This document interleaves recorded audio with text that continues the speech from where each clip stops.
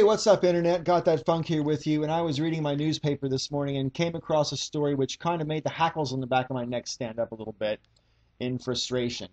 Um, it's well known here on YouTube that I am absolutely 100% against any form of monarchy in any country. And as I live in the UK, I bitch about the British monarchy quite a lot. I was reading the paper this morning and I came across this article. I'll link it below. Celebrations on ice as monarch faces Diamond Jubilee in the red. Let's find out more, shall we? The Queen is down to her last £1 million and will go into the red in the year of her Diamond Jubilee 2012. Palace revealed yesterday. Royal accounts suggest that unless ministers agree to a cash bailout, the Queen will either have to cut spending or dip into her private wealth. Her public reserves have been reduced from £37.1 million in 2001 to an estimated £1 million by the end of this year. The scale of the financial crisis facing the monarchy has already forced the palace to postpone vital building projects and scale back on its public expenditure.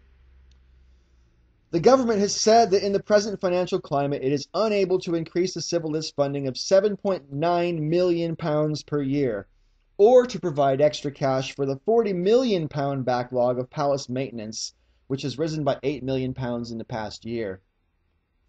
The cost of the Queen's civil list, which pays for the running of the royal household, including staff salaries, was £14.2 million in 2009. The overall cost of keeping the monarchy decreased, however, by £3.3 million, down to £38.2 million for 2009. £38.2 million in 2009, and they're bitching that they haven't got enough fucking money. We're gonna have to either, this is what they say, either the Queen will have to cut spending or dip into her personal wealth. Well, there's two fucking plans right there before you even have to ask the government for any more money. Why don't you try cutting your expenses, Liz? Or even better, why don't you use some of your own effing money to throw this party? Because I can say for sure that there's millions of people in this country who couldn't give a toss about the monarchy one way or the other. The only reason they'll be celebrating the Jubilee is because they get the fucking weekend off work. That's the truth. The Queen spends like £500,000 on food every year. Another £500,000 she spends throwing garden parties, okay?